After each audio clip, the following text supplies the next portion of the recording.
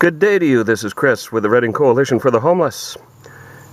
And this is my video testimony. Many years ago, growing up in West Reading, I knew a Boy Scout assistant, Boy Scout packmaster who lived in this home. He's quite a strange character. Many of the kids, including myself, were quite scared of him. He would bring a gun to our campouts. We thought that was quite odd. Many people teased him, and then others said it wasn't a good idea to tease this man, that there was something quite wrong with him. I used to know the boy, one of several boys of his. He also had a daughter. This particular home has a tunnel in it. It also has a false bookshelf, and I find that quite interesting. Several years later, I went to a garage sale right next door, and the man that lives in this house currently was there. And I told him I love to dig old bottles and cans and marbles, and the man that's living here now said, "Oh, you'd be surprised what I'm finding in my yard." The conversation went on further, and he says, "Yes, I'm finding jewelry in my yard." I got ready to tell him who used to live there, and the guy that was having the garage sale quickly motioned to me to be quiet, hush up. The gentleman that lived here went back to his home, and the guy at the garage sale said, "If you tell him who used to live there or call the cops, I'll go straight up the middle of you. This man is a Vietnam veteran. He has served our country. I do not want the cops at his house digging up his yard. He's put hours in that yard." Well, of course, the next day, I don't take threats slightly. I went to this man's house. It was as if he was waiting for me. He took me to the backyard. He said, "See this pile of rocks? My wife is very sensitive and refuses to go anywhere near this pile of rocks." He then took me into his home and upstairs, showed me the bookshelf. I said, "Well, I already know about that."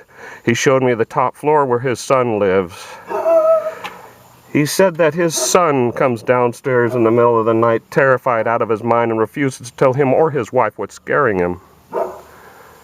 Then he took me to that front planter there. You can see where the brush is right below that window, and he says, "I found a human bone." My wife's a nurse. "I found a human bone." I said, "Do you know who used to live here?" He says, "Yes, I do." And he says, well, he reported to me he's deathly afraid of his property values going down next to nothing if, in fact, what's occurring is occurring. I have reported this house a half a dozen times. It's over a period of at least, I'd say 10 years. Sergeant Sid Riley knew about it. Larry Leapshire, the Sheriff's Department. All of them knew about what was going on in this house. Still, none of them will investigate. Finally, I did get one Reading police officer to investigate by the name of Roger Moore.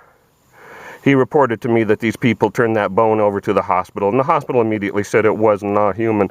Well, you don't do that kind of testing in the hospital. It's impossible to do that.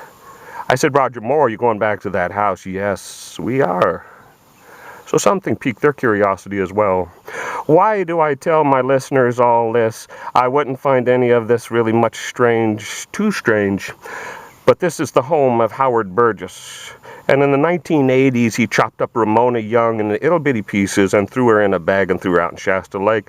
If you lived here for any length of time, you will remember that. Also, at that time, human bones were found in the Reading dump just up Placer Street. Quite odd you find human bones in a dump, don't you think? Quite odd these people are finding human bones in their yard. Quite odd that a man was convicted of murder and chopped up a woman. He was well into his 50s. Folks, if you study this kind of thing, you'll realize that serial killers don't start out in their 50s.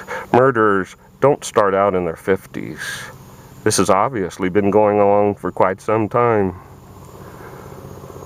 So if you have a missing person, a loved one or a relative in this town that has been missing since the early 80s,